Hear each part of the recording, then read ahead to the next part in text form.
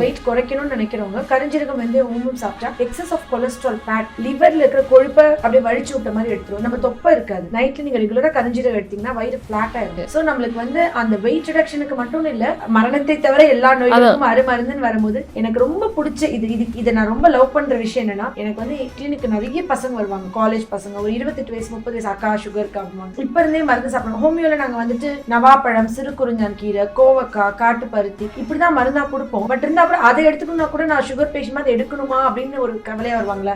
எனக்கு வந்து அது ஒரு போதை மாதிரி ஆயிடுச்சு. ஒண்ணுமே இல்லை, இந்த டிப்ஸ் சொல்றேன். நான் வந்து ஜென்ரல் எல்லாருக்குமே 5 கொய்யா இலை, 1 ஸ்பூன் சீரகம், 1 ஸ்பூன் வெந்தயம், ஆவாரம் பூ 5, ஆவாரம் பூ கிடைக்கல, நாட்டு மருந்துக்குள்ள ஆவாரம் பொடி கிடைக்கும், கொய்யா இலையுமே பொடியா கிடைக்கும்.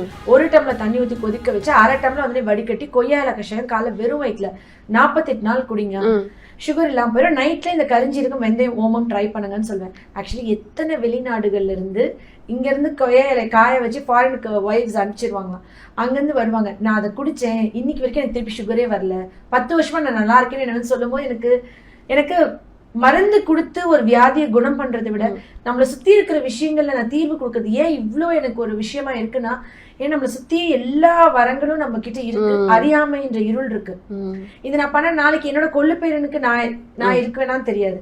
ஆனா இந்த டிப்ஸ் இருக்கும், இந்த வீடியோ இருக்கும், நம்ம பதிவு பண்ண இந்த விஷயங்கள் இருக்கும். அப்போ ஒரு தலைமுறையை காப்பாற்ற எவ்வளவு பெரிய பொறுப்பு, எவ்வளவு ஒரு நல்ல விஷயம் நம்ம செஞ்சிருக்கோம். அந்த நிறைவு எதுலையுமே கிடைக்காதுல்ல. இது வந்து எனக்கு உண்மையாக ஒரு போதை மாதிரி ஆயிடுச்சு. நீங்க என்கிட்ட வந்து மருந்து சரி ஒன்று நான் டிப்ஸ் சொல்றேன். 48 days இதை பண்ணுங்க. காலை 1 hour walking, evening 1 hour walking.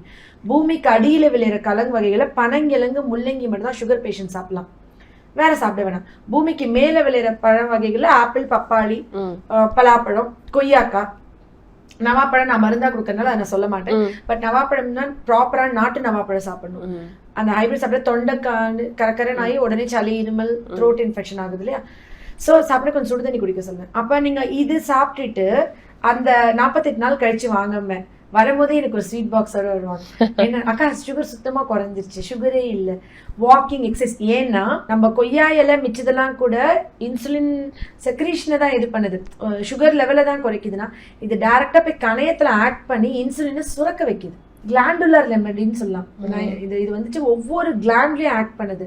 நம்மளோட டெஸ்டிஸ் வந்து ஒரு கிளாண்டு, ஓவரி ஒரு கிளாண்ட், கணையம் ஒரு கிளாண்ட், தைராய்டு ஒரு கிளாண்ட், லிவர் வந்து ஒரு லார்ஜஸ்ட் ஆர்கன். லிவரை கம்ப்ளீட்டா டிடாக்ஸ் பண்ணுது.